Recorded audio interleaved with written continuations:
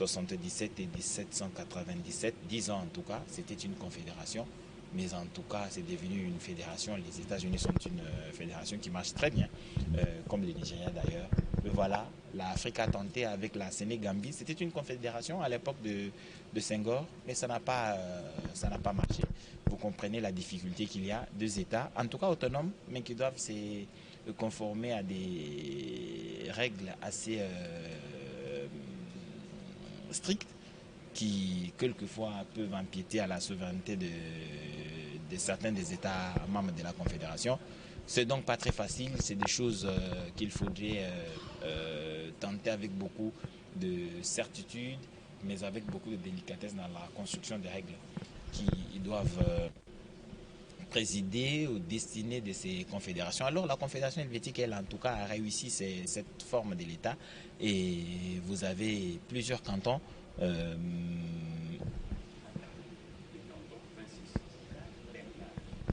Bernard, voilà. Bernard vous en a parlé tout à l'heure. Vous disiez qu'il y en avait 26. 26, oui, 26 cantons. Hein, la Confédération helvétique compte 26 cantons, est composée de 26 cantons. Et n'oublions pas qu'à côté de l'aspect humanitaire qui caractérise cet État-là, cet État a des industries clés qui sont les secteurs bancaires et financiers. N'oublions pas que de tradition séculaire, la Suisse est connue pour son système bancaire. Hein, à l'époque, on avait parlé de paradis fiscal, c'est-à-dire que le secret des banques était bien gardé, si bien que les nantis de ce monde n'hésitaient pas à aller confier leurs avoirs au niveau donc des banques suisses. Il faut aussi, je dirais, relever que voilà, l'horlogerie suisse est très très très réputée et pourquoi pas le chocolat. Voilà, donc les horlogeries, voilà, donc suisses sont très prisées, mais en tout cas aussi le mental du respect de l'heure, c'est vraiment propre aux Suisses. Je crois que le président de la République et son homologue de la Confédération helvétique sont en train d'échanger, chemin faisant, en train de venir ici dans la salle de congrès où on les attend pour ce point de presse. Félix-Antoine Tshisekedi qui lui donne quelques détails, je crois certainement sur la façon dont ça se passe, mais peut-être aussi leurs échanges en tête-à-tête qui se poursuivent. On a parlé de cette Suisse comme paradis fiscal, mais en tout cas, comparé à la France, à l'Allemagne et aux autres pays européens, la Suisse, c'est un paradis fiscal pour les consommateurs. Il y a très peu d'impositions et les banques suisses sont très réputées dans ce secret bancaire. Et je crois donc que c'est l'instant qui voit donc le président de la République, Félix-Antoine Tshisekedi, et le président de la Confédération helvétique, Alain Berset, entrer dans cette salle de congrès. Nous allons, pour cet instant, nous confier au protocole qui va conduire ce moment de... Ah oui, la porte-parole du président, certainement. Ok, c'est elle qui est au micro. Merci. Nous allons la laisser donc conduire cette partie.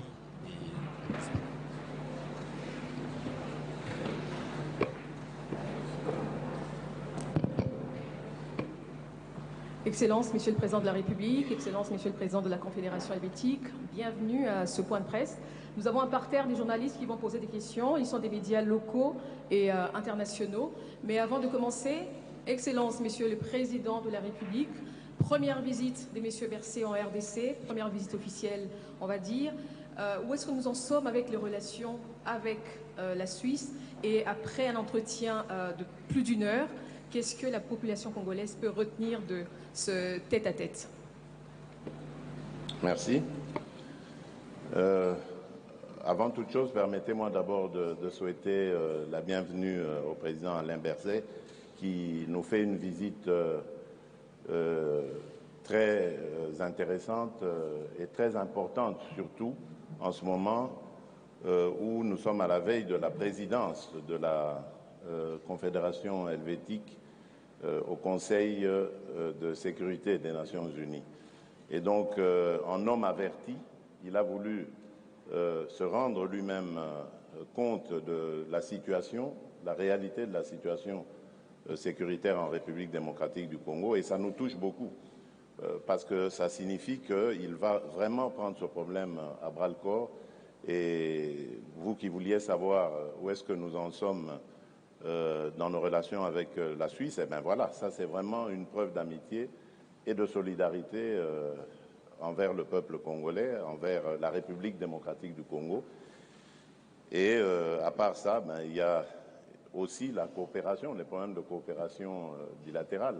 Et nous nous sommes convenus d'accentuer ces relations, de les développer davantage dans plusieurs secteurs de la vie économique. Donc voilà ce que je peux dire à ce stade. Monsieur le Président de la Confédération helvétique, Monsieur Bercé, c'est votre première visite officielle en RDC, une visite qui est placée sous le signe de l'aide humanitaire. L'humanitaire, on le sait, c'est la conséquence, la cause, les conflits. Vous allez faire une tournée dans la partie est du pays pour notamment vérifier ou faire une évaluation de la coopération bilatérale. Quel est votre premier message à la population congolaise?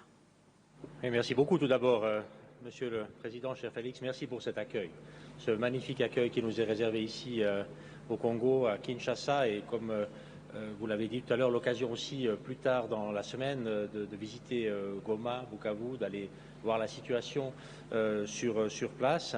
Et je crois que cette visite s'inscrit naturellement dans un cadre d'excellentes relations bilatérales que nous avons, mais aussi dans un cadre de relations multilatérales dans un monde relativement chahuté, avec beaucoup d'enjeux pour nos pays, pour le système multilatéral et évidemment avec la situation que vous avez mentionnée dans l'est du pays, une préoccupation aussi que nous souhaitons porter jusqu'au Conseil de sécurité lors de la présidence de la Suisse en mai de cette année, parce que nous avons placé le principal débat que nous allons mener dans ce cadre-là sous l'angle de la protection des populations civiles.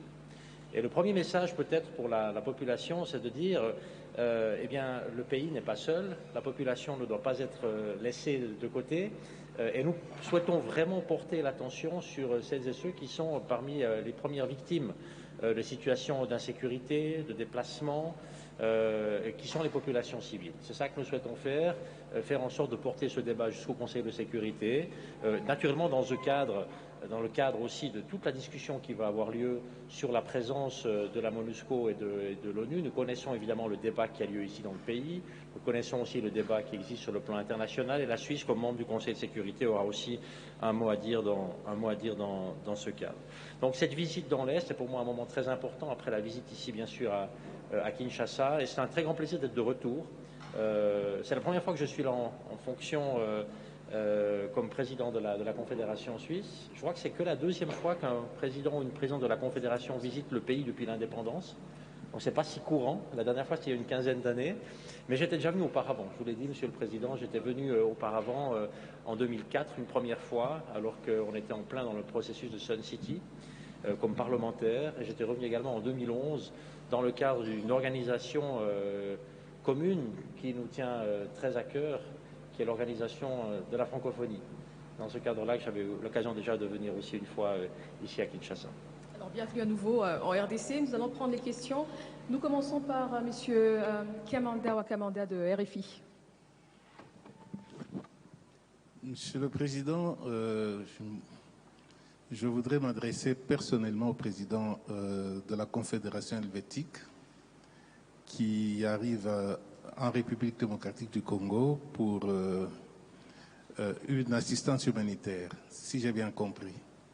Et j'aimerais savoir si la Confédération helvétique qui va accéder à la présidence du Conseil de sécurité, comme le président Félix Tshisekedi l'a dit, j'aimerais savoir si c'est un signal ou c'est une façon d'annoncer les couleurs de sa gestion, de ce que sera sa gestion du Conseil de sécurité. Merci. Il y a les deux éléments. Vous l'avez mentionné. Il y a évidemment d'abord la question de la relation bilatérale entre la Suisse et la République démocratique du Congo, nous avons une présence, la Suisse a une présence dans votre pays depuis longtemps. On met ici en œuvre de manière conjointe les instruments de la coopération au développement, mais aussi les instruments de l'aide humanitaire, de la politique de la paix, avec la contribution que nous espérons, que nous souhaitons la plus forte possible, pour être aux côtés de la République du Congo pour améliorer, dans le fond, la situation. C'est très complexe. Mais dans ce cas, ce que je peux vous dire, c'est qu'en 2022, donc l'année passée, ce sont environ 25 millions de dollars que la Suisse a investi pour l'aide humanitaire, aussi pour la promotion de l'accès à la santé, pour la sécurité alimentaire, les questions de gouvernance et d'emploi, et on l'a fait notamment dans les provinces Nord Kivu, Sud Kivu et Ituri. Et ça, c'est vraiment la relation bilatérale et les travaux que nous avons là ensemble. L'autre élément, c'est le Conseil de sécurité. Pour la Suisse, ça a été un pas important de devenir membre des Nations Unies. Nous ne sommes pas un membre depuis très longtemps. Ça fait une vingtaine d'années maintenant. Et c'est la première fois que la Suisse va participer au Conseil de sécurité, ou participe depuis le début du mois de janvier, mais vraiment avec cette approche que l'on connaît, je crois, de la Suisse. L'engagement pour la paix, pour les processus de paix, pour la médiation, pour le dialogue. Vous connaissez également Genève, ce que nous appelons la Genève internationale, qui est le deuxième siège de l'ONU après New York, qui pour nous est d'une très très grande importance, un endroit où peuvent se passer beaucoup de contacts, d'échanges, pour tenter de trouver des solutions pacifiques aux problèmes et aux conflits. Et dans ce cadre-là, évidemment, c'est aussi cet ADN politique, c'est aussi cet ADN de la Suisse que l'on porte au Conseil de sécurité. C'est la raison pour laquelle un des grands thèmes de cette présidence du Conseil de sécurité, c'est la protection des populations civiles. Et où est-ce que les populations civiles ont besoin le plus de protection et de soutien? C'est là où il y a de l'insécurité, c'est là où il y a des conflits, c'est là où il y a des personnes qui doivent ou sont contraintes de se déplacer. Et c'est sous cet angle-là que, oui, vous avez dit, est-ce qu'on montre la couleur avec ça? Oui, on montre la couleur. C'est ce pourquoi nous souhaitons nous engager. Et il n'y a rien de mieux pour le faire que d'avoir eu des contacts sur le terrain, des échanges, de pouvoir voir les situations pour pouvoir en parler en connaissance de cause. C'est la raison aussi, naturellement, de tout ce déplacement dans l'est du pays dès demain. Voilà, alors il y a une question qui va dans le même sens. Elle sera posée par M. Abraham Lwakabwanga, Jean-Marie de Congo Émergence, politique de neutralité et assistance humanitaire, encore une fois. Merci, Excellence, et bienvenue encore une fois en RDC. Excellence, Monsieur le Président, tout récemment, la Suisse a détruit les armes qui étaient destinées à l'Ukraine par souci de préserver son image de neutralité dans ce conflit. Ma question est de savoir ce que vous pensez faire d'une manière spécifique. C'est vrai, vous apportez l'aide, mais est-ce que nous allons cette fois-ci entendre, étant donné que vous allez bientôt participer au Conseil de sécurité, avoir des mesures fermes de condamnation par rapport à cette agression que subit la RDC sous le silence de la communauté internationale? Je vous remercie. Merci. La question de la neutralité est une question naturellement d'une grande sensibilité, mais aussi d'une grande vivacité dans notre pays, en Suisse. Cette question de la neutralité a aussi une assez longue histoire, et nous avons des règles que nous nous appliquons à nous-mêmes, évidemment, pour préserver cette neutralité. Neutralité ne veut pas dire indifférence. La neutralité n'est pas l'indifférence. Et vous avez mentionné l'agression de la Russie sur l'Ukraine. Eh bien, dans ce cadre-là, évidemment, la Suisse a repris les sanctions européennes. Nous avons pris, je crois, une position qui est très claire pour dénoncer toute la violation brutale du droit international. C'est complètement inacceptable. C'est une violation directe de la Charte des Nations Unies. Enfin, il n'y a rien de tolérable dans tout cela. Cela dit, cela ne nous conduit pas à participer ou à exporter des armes ou à autoriser des réexportations d'armes, parce que nous avons une règle claire dans notre conception de la neutralité. Nous ne livrons pas, dans le fond, d'armes à des pays qui sont en conflit. Pour la question de l'Est du pays, ce que vous avez mentionné, je crois qu'il y a beaucoup de choses qui se sont produites depuis quelques mois maintenant. Et il y a eu ce rapport de l'ONU qui a, je crois, eu des mots très clairs sur la situation dans l'Est, sur la participation de pays voisins qui financent le groupe M23. C'est une discussion qui doit aussi maintenant se produire sur le plan international. Et je crois que la présence aujourd'hui ici n'est pas pour vous dire comment on peut résoudre ce problème dans la région où il se trouve. Je crois que la solution à ce problème, ce n'est pas une indifférence de la communauté internationale, en tout cas pas de la Suisse. La solution doit venir de la région et des pays eux-mêmes. Bien sûr, avec un accompagnement et peut-être un suivi, si vous le souhaitez, de notre part, mais nous ne sommes certainement pas là pour dire à la République démocratique du Congo comment est-ce que ce problème doit être résolu. Plutôt au contraire, pour, dans le fond, apporter un soutien, une visibilité, une présence, pour porter ce débat sur le plan international, aussi dans le cadre du Conseil de sécurité. Et nous sommes très très attachés, évidemment, à l'intégrité territoriale de tout pays. Et cette intégrité territoriale signifie simplement qu'il n'est pas acceptable d'aucune manière qu'un autre pays intervienne sur le territoire d'un pays souverain. Et je crois qu'avec ça, on a naturellement une position qui est très claire. Merci beaucoup. La prochaine question est adressée à Son Excellence, Monsieur le Président de la République démocratique du Congo. Elle est posée par Monsieur Paul Lorgerie de la radio suisse romande, non, RTS, radio-télévision suisse. Oui, bonjour Monsieur le Président, Paul Lorgerie de la RTS. Ma question est pour vous, Monsieur le Président de la République démocratique du Congo. Aujourd'hui, dernièrement, il y a eu beaucoup d'évolutions, notamment à l'est et autour de la ville de Goma. On voit que certaines positions du M23 sont en train d'être reprises par la force régionale de l'EAC. Certaines personnes, selon des personnes sur place, des déplacés, retournent chez eux, notamment c'est les personnes du camp de Kanyaruchinya. Donc, selon votre point de vue, comment la situation justement humanitaire est-elle en train d'évoluer ?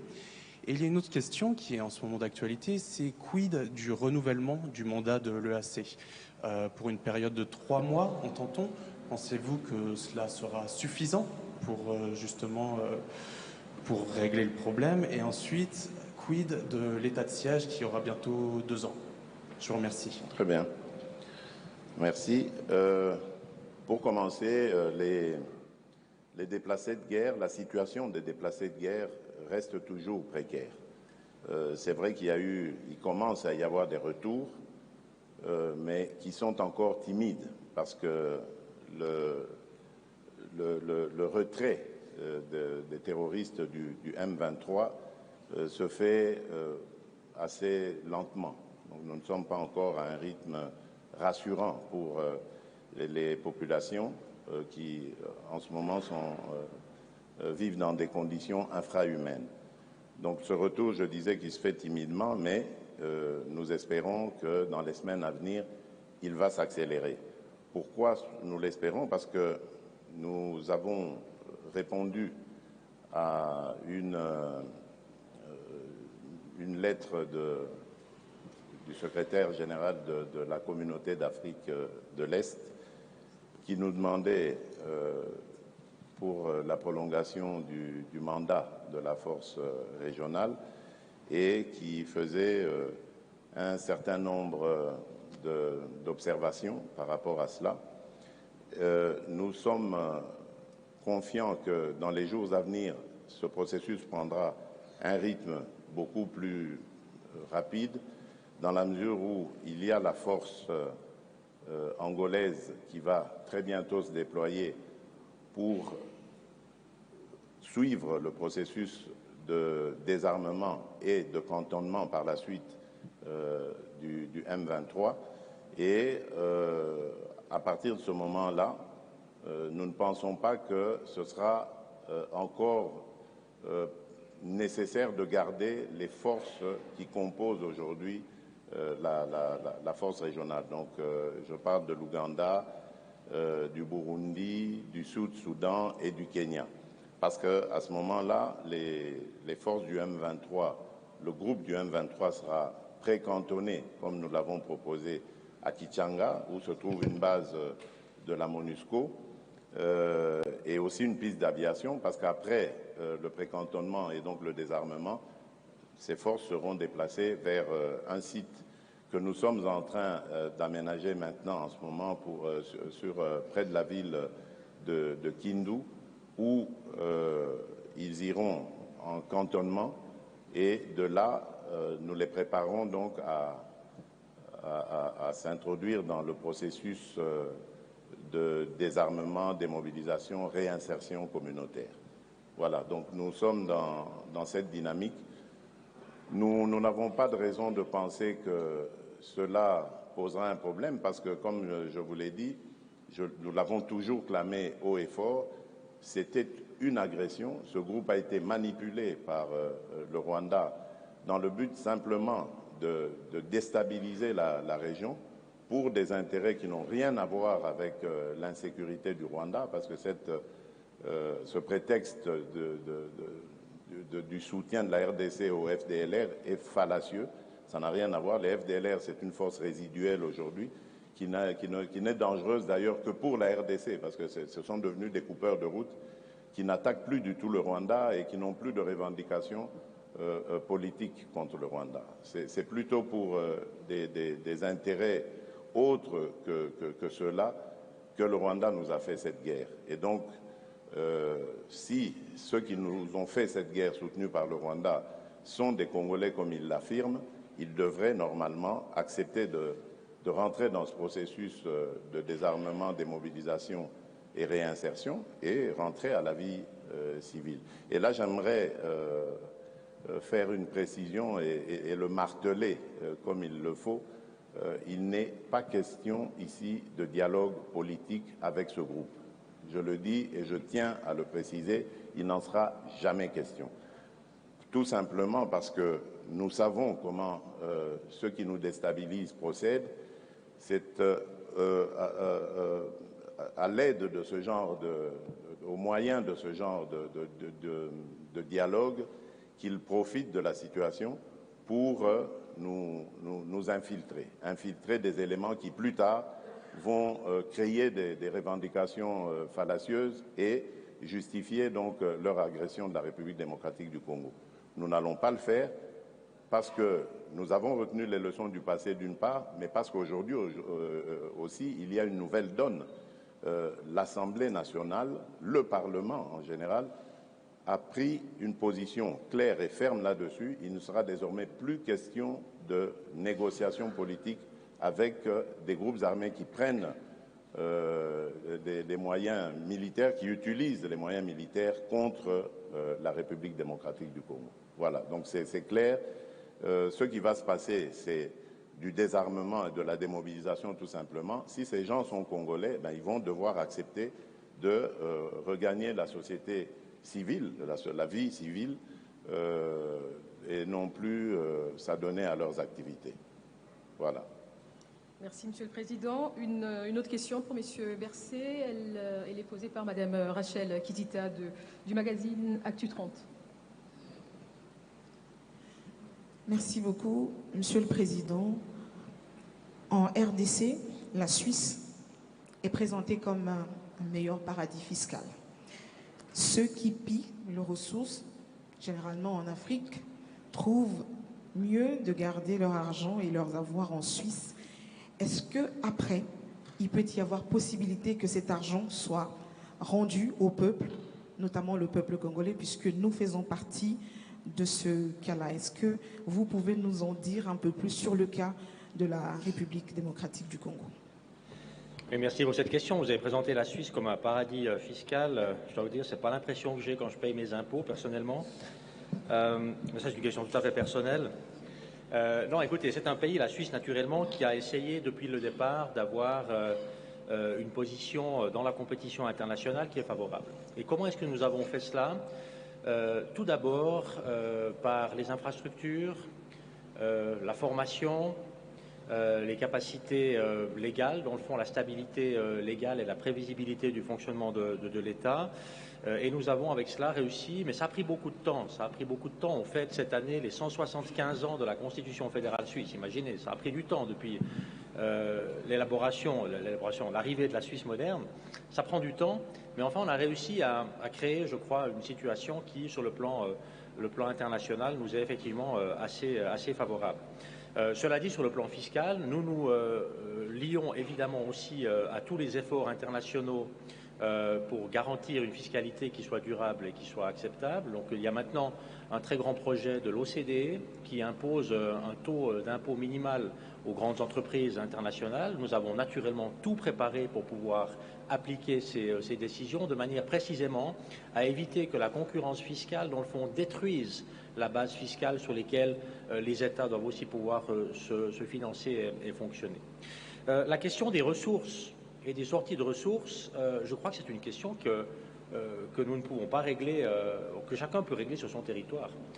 Et naturellement, il s'agit ici, je pense, d'une responsabilité de la République démocratique du Congo dans des conditions qui ne sont pas simples, Monsieur le Président. Je le sais bien, on a pu en parler également hier et aujourd'hui, de manière à ce que l'extraction des ressources, l'utilisation de ces ressources suivent des règles qu'il appartient aux pays souverains de déterminer et de fixer.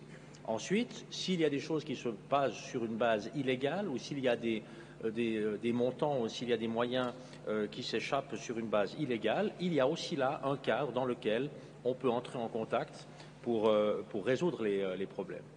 D'ailleurs, c'est déjà arrivé avec la République démocratique du Congo. Et la Suisse a, je crois, à chaque moment démontré non seulement sa volonté, mais aussi sa disponibilité sur la base du cadre légaux existant de travailler avec tous les pays qui souhaiteraient discuter de ces questions et trouver une solution pour le retour de l'argent. Donc nous sommes toujours ouverts et disponibles pour mener la discussion. Il faut évidemment que ça se passe dans un cadre qui a été défini. Et nous avons ce cadre, et nous avons d'ailleurs une certaine expérience avec ce type de situation. Nous sommes toujours ouverts à ces discussions. Alors justement, la dernière question est dans le même sens. Je ne sais pas si elle a été vidée de sa substance. Si vous voulez toujours la poser, c'est le correspondant de TV5. Et ce sera la dernière question. Merci. La question est simplement de savoir... Oui. La question est simplement de savoir ce que la République suisse a fait de l'argent qui était bloqué dans les banques suisses à l'époque du président Mobutu. Parce que tout le monde se souvient qu'il y a eu des fonds bloqués. Est-ce qu'aujourd'hui, avec cette visite, les Congolais peuvent aussi dire qu'une partie de ces fonds ont été utilisés pour l'aide humanitaire ou ça a servi à autre chose? Merci. Merci beaucoup. Je connais naturellement cette situation et ce cas et ces questions plus précises que la question précédente. Je donne volontiers quelques éléments à ce sujet. En fait, vous parlez d'une situation qui s'est présentée à la fin des années 90.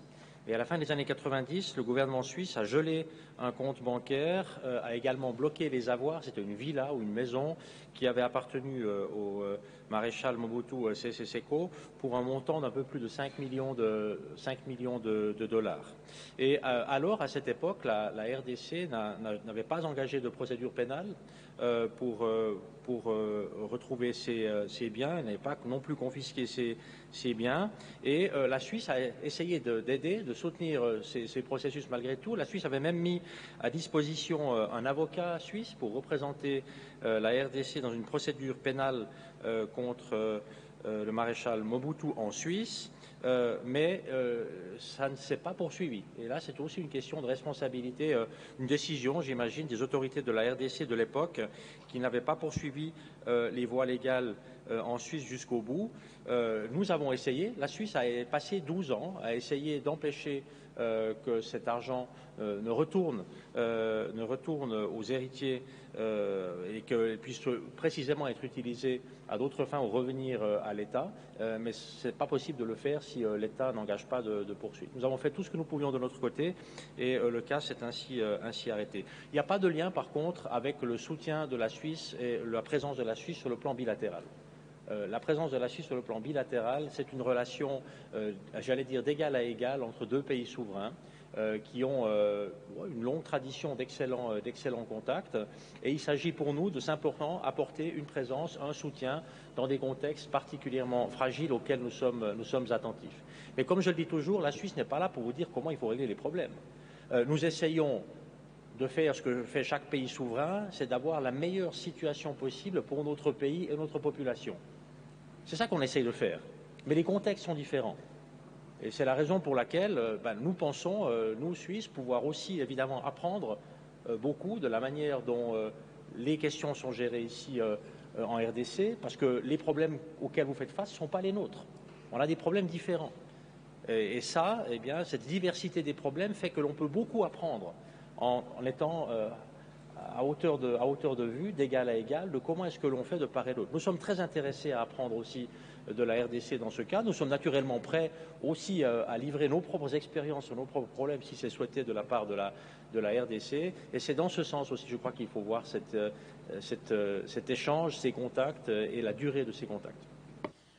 Je ne sais pas s'il y a quelque chose à ajouter, mais en tout cas, Excellence, Monsieur le Président, vous dit merci d'avoir pris part à ce point de presse et on vous souhaite, Messieurs Bercé, une bonne suite de visites en RDC. Merci beaucoup.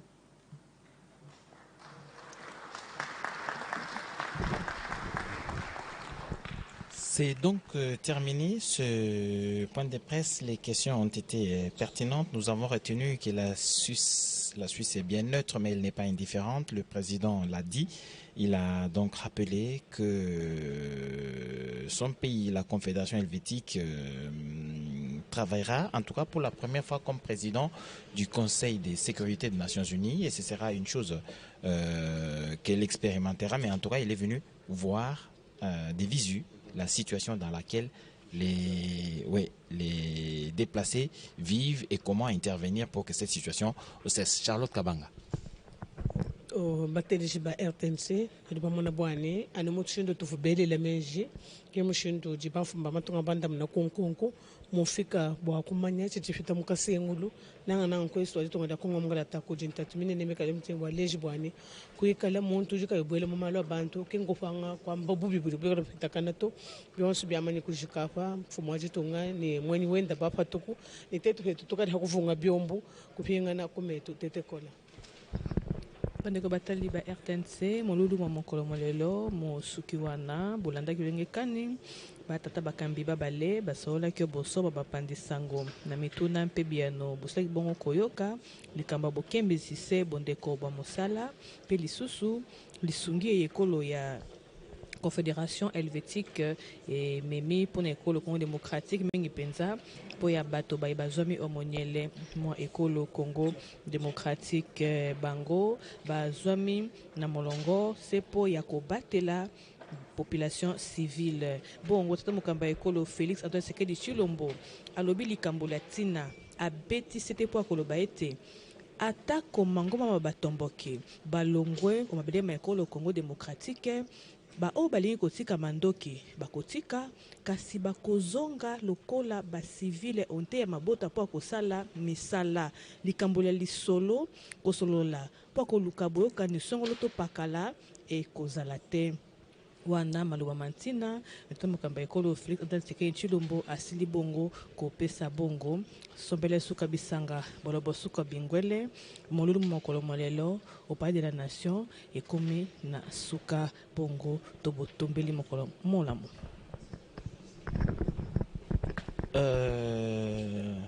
Bernard, j'ai toujours tendance à dire Médard. Mon grand frère qui a mal. Bien entendu, Bernard. Les deux chefs d'État ont répondu aux questions des journalistes. Apparemment, les questions essentielles ont été abordées. Effectivement, et nous retenons cette phrase clé du chef de l'État, Félix Antoine Tshisekedi Chilombo, qui a été on ne peut plus clair